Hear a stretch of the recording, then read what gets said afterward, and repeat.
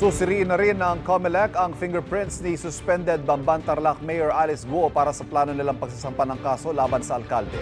Bukod sa nagtugmang fingerprints si Mayor Guo kay Guo Waping na sinasabing totoong identity niya, nag-match din ang fingerprint ng kapatid ng alkalde sa isang Chinese national. May unang balita si Sandra Aguinaldo.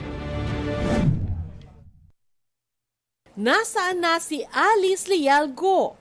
Ang kapareho ng pangalan, kaarawan at lugar ng kapanganakan ni suspended Banban Mayor Alice Guo pero iba ang mukha base sa record ng National Bureau of Investigation o NBI. Quezon City ang nakalagay na address nito sa NBI clearance pero matapos ang ilang linggong paghahanap, hindi pa rin siya natuntun.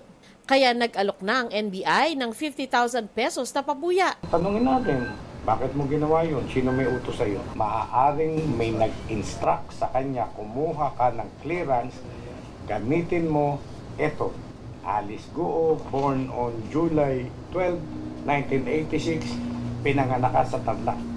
O, bayaran kita ng 20,000, kuha ka. Ay for whatever purpose, kung ano man ang pakay nila. Hindi malinaw kung may kaugnayan ang Alice Leal Guo ng Quezon City kay Mayor Guo. Pero sabi noon ni Senadora Riza Ontiveros, posibleng kinuha ni Mayor Guo ang identity ni Alice Leal Guo ng Quezon City.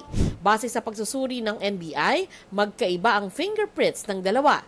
Nauna na namang kinumpirma ng NBI na nagtugma ang fingerprints ni Mayor Guo at ni Guo Waping na sinasabing totoong identity niya. Ayon sa COMELEC, ikukumpara rin ito ng kanilang fingerprint expert. Ang COMELEC ay may sariling handwriting and fingerprint experts. Kung yung fingerprint ng namang Guo Waping o Guo Waping at saka yung nasa amin ay iisa rin, so kayo na magawa ng konklusyon tungkol sa bagay na yan. Hiniling na ng COMELEC na mabigyan sila ng findings ng NBI sa kasong paglabag sa Omnibus Election Code na posible nilang isampa laban kay Guo. May kaugnayan raw ito sa posibleng pagsisinungaling ni Guo sa kanyang Certificate of Candidacy nung tumakbo siyang mayor. Ang kapatid naman ni Mayor Guo na si Wesley Leal Guo, nagmatch ang fingerprint kay Guo Shangdian na dumating sa Pilipinas mula Fujian, China noong 1999 gamit ang Chinese passport. Base yan sa pagsusuri ng NBI ayon kay Senador Win Gatchalian.